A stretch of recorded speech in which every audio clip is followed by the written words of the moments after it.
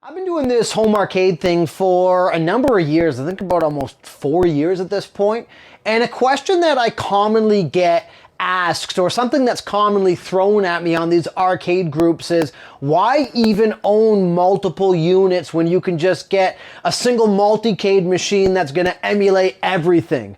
And in this video, I want to go over why I believe multiple units and just different units in general do have their place in everybody's home arcade, and really what the core differences and core reasoning is between myself and others having a mixture of both or having just one or the other. So let's take a look.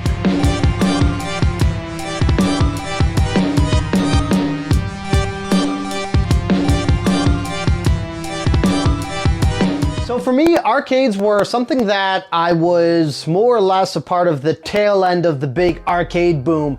And in the 90s, we started to see a shift away from traditional arcades, with many of them just dying completely.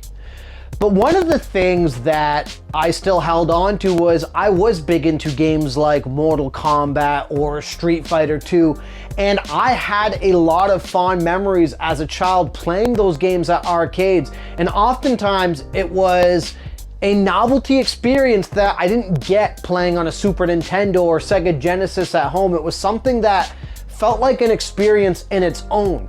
And as I got older and as I saw companies like Arcade1Up release replicas or recreations in the 3/4 format of their Arcade1Up units, I was brought back to that feeling. And I have a video on this topic on why I got into having a home arcade. But for me, the nostalgia of being in an arcade and having multiple different units with their different attract modes playing, and each with their own different unique experience on the games that were being played on these machines, was something that, as I got older and had more disposable income, that I wanted to replicate.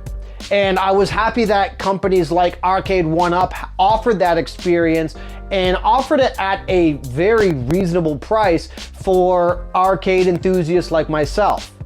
Now, I have branched off into getting one commercial kind of like gimmick machine. It's a gumball machine, right? But that's kind of an evolution of all the things that I enjoy. And again, that itself also provides its own unique experience. And the thing is, multicades or multicade units, I think they have their place, and there's still a large level of appeal to those devices as far as I'm concerned, because I've gotten rid of a lot of my old school games, unfortunately, that I no longer have. So being able to emulate on a multicade makes a lot of sense. Recently, I filled that void in my home arcade with the iconic arcade machine. That's a multicade based machine that basically can emulate massive libraries of different game consoles of the past. And the biggest difference to me is there is an experience I get with a standard arcade machine, or in this case, mostly Arcade1Ups, that's unique to each machine. Looking at my Mortal Kombat machine, I get nostalgia when I look at the control deck and I look at the artwork and I look at the marquee and I play the game on that device. There's something unique about that. It's very similar to, I also collect vinyl, for example, and it's very similar to that. I'll pull out a record and look at the notes on the record, look at the different artworks, and there's something that's almost analog about it. There's an experience to it that I get uniquely with those devices.